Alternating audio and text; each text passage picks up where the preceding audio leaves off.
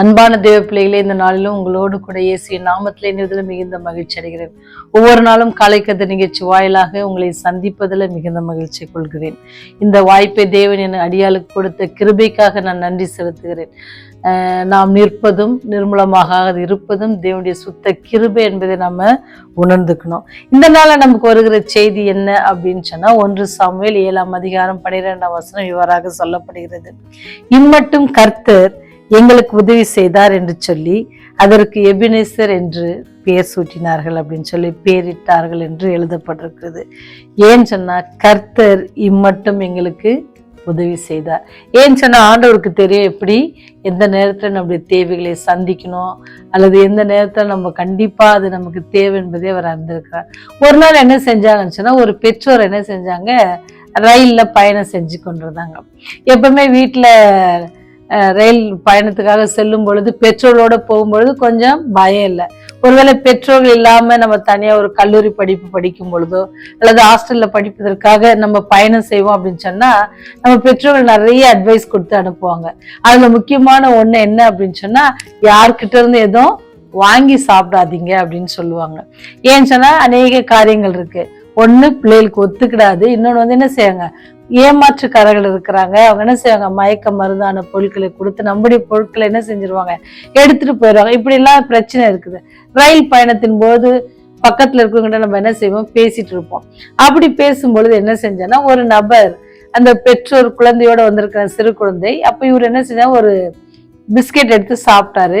சாப்பிடும்போது அந்த குழந்தை அவரையே பார்த்த உடனே அவருக்கு என்ன ஆச்சுன்னா, சரி இந்த குழந்தைக்கு ஒண்ணு கொடுப்போம்னு சொல்லி பிஸ்கெட் கண்டிப்பா குழந்தை தலையை ஆட்டிருச்சு. இப்படி அப்போ உடனே என்ன செஞ்சா, தன்னுக்கு ஒரு சாக்லேட் எடுத்து கொடுத்தாரு. சாக்லேட்னு எல்லா குழந்தைக்கும் பிடிக்கல. ஆனா சாக்லேட் அந்த குழந்தை வாங்கின உடனே அம்மா என்ன செஞ்சுட்டாங்க, குழந்தை கையில இருந்து அந்த சாக்லேட்டை வாங்கிட்டாங்க. அப்ப அந்த குழந்தை, உங்களுக்கு தெரியும் என்ன செய்யும், குழந்தை உடனே அழ ஆரம்பிச்சிருச்சு, ரொம்ப அழ ஆரம்பிச்சிருச்சு. அவங்க அம்மா கதையெல்லாம் சொல்லி பாக்குறாங்க. ஆனா அந்த அம்மா சாக்லேட் கொடுக்கல. ஆனா கதை சொல்றாங்க, உனக்கு இது முடிஞ்ச உடனே தரேன், நம்ம இறங்கின உடனே தரேன், நிறைய ப்ராமிஸ் பண்றாங்க. ஆனா என்ன செய்யல, குழந்தை போயிடுச்சு. என்ன நேரத்துல, அலைய நேரத்துல சாக்லேட்காக அடம் பிடிச்சிச்சு. அப்போ அது உட்கார்ந்து கேட்டாரு, அம்மா அது இவ்வளவு அடம் பிடிக்குது இல்லம்மா, கொஞ்சம் அதை கொடுத்தானே, நல்ல பொருள் தான், இந்த கடையில தான் வாங்கியிருக்கேன், நீங்க பாருங்க, டேட் எல்லாம் பாருங்க அப்படிலாம் சொல்றாரு. அப்போ அந்த தாய் சொன்னாங்க, ஐயா நீங்க கொடுத்த சாக்லேட் மேல சந்தேகம் இல்லை, ஆனா சாக்லேட் சாப்பிட்டா அவளுக்கு என்னது ஒத்துக்கிறாது உடம்பு, அதனாலதான் நான் அதை தவிர்க்க பாக்குறேன் அப்படின்ட்டு சொன்னாங்களாம். ஏன்னு சொன்னா, ஆண்டவர் நம்முடைய தேவைகள், நமக்கு எது நல்லதோ அதுதான். மனுஷத்துல பிறந்த நாம பெற்றெடுத்த பிள்ளை, அது கூட தேவனுடைய ஈவு தான்.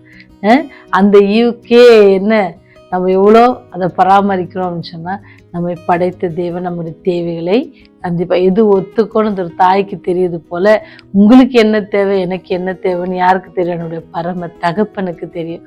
அந்த தகப்பனை நமக்கு என்ன செய்வார், தேவையான காரியங்களை எல்லா காலங்களிலும் செய்வார். இம்மட்டும் நடத்தின தேவன். நினைச்சு பாருங்க, நம்ம வயதை வச்சு நினைச்சு பாருங்க, நம்ம பெற்றோர்கள் வயது, நம்முடைய தாத்தா பாட்டி வயது, இத்தனை நாட்கள் இத்தனை வருடங்களாக நடத்தி வந்த தேவன் இனிமேலும் நம்மை நடத்துவார். ஆனாதான் தாவீது பக்தன் சொல்வார், நான் எம்மாத்திரம், என் வீடு எம்மாத்திரம். ஆண்டவர் என்னை இதுவரைக்கும் நடத்தி வந்திருக்கிறாங்க, அதுக்கு நான் தகுதி இல்லை, நான் எம்மாத்திரம் அப்படின்னு சொல்லி தாவீது பக்தன் பாடுவார். தன் இதயத்துக்கு ஏற்ற ஒரு மனுஷன் அப்படி சொல்லும் பொழுது, நீங்களும் நானும் பாவிகளாகிய நீங்களும் நானும் நினைச்சு பாருங்க, ஆண்டவர் நம்ம எவ்வளவாய் வழி நடத்தி வந்திருக்கிறாரு. ஒரு நாள் கூட நம்ம கஷ்டப்படாதபடி, சாப்பாடு இல்லாம கஷ்டப்படாதபடிக்கு ஆண்டவர் நடத்தி வந்திருக்கிறாங்க. நம்முடைய பிள்ளைகளை படிக்க வச்சிருக்கிறாங்க. எவ்வளவு காரியங்கள் நினைச்சு பார்த்தா, ஒவ்வொன்றா எண்ணி பார்த்தோம் அப்படின்னு சொன்னா ரொம்ப ஆச்சரியமா இருக்கு. எனக்கா இத்தனை கிருபை ஆண்டவரே, எனக்கா இத்தனை கிருபை அப்படின்னு சொல்லி நாமளே கேட்கிற அளவுக்கு ஆண்டவர் நமக்கு பெரிய காரியங்களை செய்திருக்கிறாங்க. பெரிய காரியங்களை அவர் செய்திருக்கிறார். அதுதான் தாவீது பக்தன் அவர் சொல்றாரு, எப்பொழுது நான் என்னை உண்மை எனக்கு முன்பாக வைத்திருக்கிறேன் அப்படின்னு சொல்றாரு. நான் பாவம் செய்யாதபடிக்கு உனது வாக்கை என் இருதயத்தில் வைத்தேன் அப்படின்னு சொல்லுவாரு. ஒவ்வொரு நாளும் நம்ம அவர் சொல்றாரு, உடைய அதிசயங்களை எல்லாம் என்ன செய்வேன், எல்லாருக்கும் முன்பாக நான் சாட்சியாக சொல்லுவேன்னு சொல்லி அவர் நம்மை நடத்தின விதம் நம்மை அப்ப நினைச்சு பாருங்க. ஆபிரகாமை நடத்தின தேவன், ஈசாக்கை நடத்தின தேவன், நம்முடைய முற்பிதாக்கள் யாக்கோபை, நம்ம முற்பிதாக்களுடைய வாழ்க்கையெல்லாம் ஒவ்வொரு காரியங்களையும் நீங்க எண்ணி பாருங்க, ஆச்சரியமான காரியங்கள். அதிசயமான காரியங்கள், நம்ப முடியாத காரியங்கள் எல்லாவற்றையும் செய்ய வல்லவர் தான் யார் அப்படின்னு சொன்னா நீங்களும் நானும் ஆராதிக்கிற தேவன். ஒருவேளை இந்த தெய்வத்தை யாரும் அறியாம இருந்திருப்பீங்கன்னு சொன்னா, அறியாம இருக்கிறீங்கன்னு சொன்னா, இந்த செய்தியை கேட்பீங்கன்னு சொன்னா, வல்லமுள்ள தேவன் ஒருவர் இருக்கிறார்.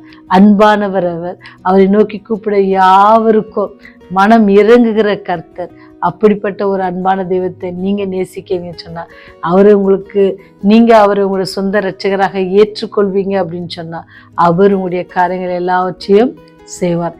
இந்நாள் வரைக்கும் நடத்தின தேவன் இனிமேலும் உங்களை நடத்துவார். அந்த விசுவாசத்தோடு அவரை பற்றி கொள்வோம். தொடர்ந்து அவர் நம்மை வழி நடத்த காத்து கொண்டிருக்கிறார்.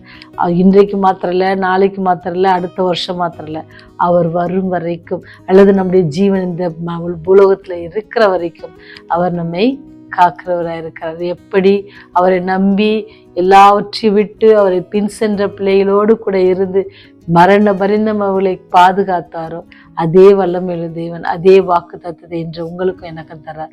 அவர் நம்மை பாதுகாப்பார். கடந்த நாட்கள் நடத்தின போல இந்த நாட்கள் வருகிற நாட்கள் அவர் நடத்த வல்லவராக இருக்கிறார். ஜெபம் செய்வோம்.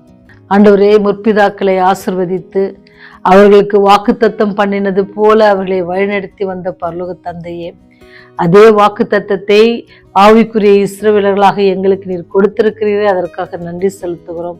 அதை நம்பி அதை விசுவாசித்து அதை நிமித்தம் இடத்தில் வேண்டிக் கொள்கிற ஒவ்வொரு பிள்ளைகளுக்காக செபிக்கிறோம்.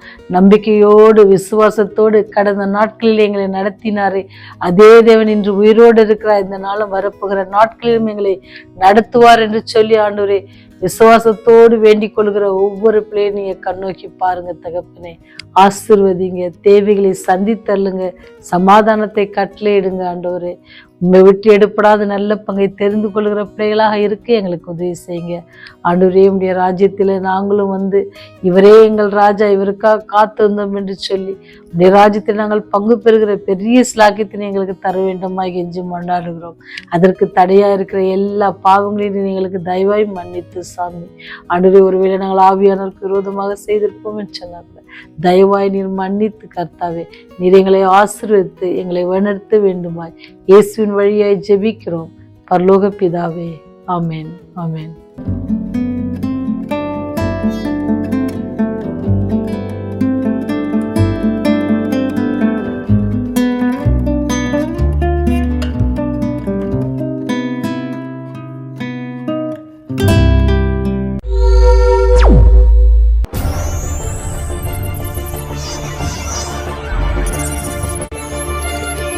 நீங்கள் பார்த்துக் கொண்டிருப்பது உங்கள் ரிவைவல் டிவி.